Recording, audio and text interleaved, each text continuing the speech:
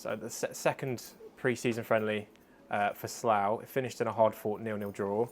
You got to see some of your new signings and you played alongside some of them. What were your thoughts? Yeah, it was a really good exercise. I think it was played in good spirits. It was played in a competitive manner.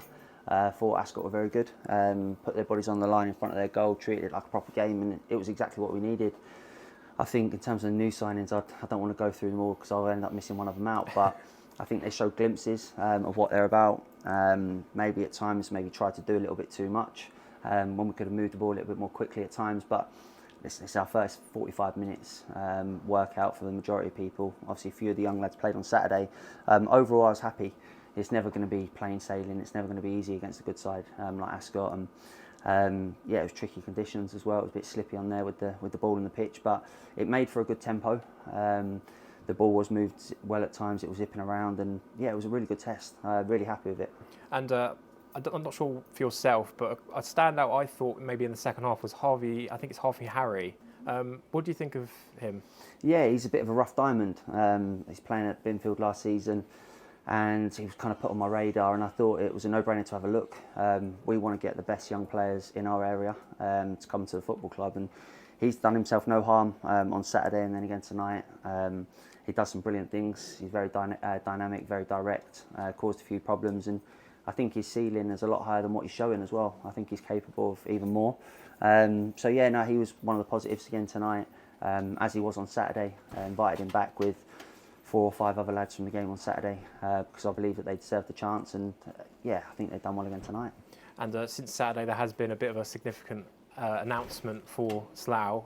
What are your thoughts on the A23 Group finally being fully announced as the owners of Yeah, the club? It's great news. I think obviously I've known about it for a long, long time. I've known a lot more than what's been sort of said and what's been released to the fans. So it's hard not to say anything. I think people have asked me a lot of questions in the last few months, and I've been working with them very closely with Ash, Simon, Tristan, and then obviously the old board members as well.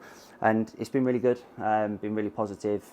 Communication lines have been great, especially as a new manager.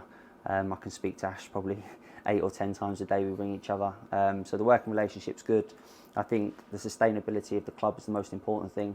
I think with those 3 at the helm, with the other guys that are already there, I think it's in a good place. So I'm excited for what they'll bring to the table. I think you've seen the difference in the crowds at the end of last season. They were doing a lot of hard work, especially Ash, sort of promoting the crowds and going into the community, giving out some tickets here and there. And listen, it's just a bit of a vibe around the club that to the back end of last season was great to have.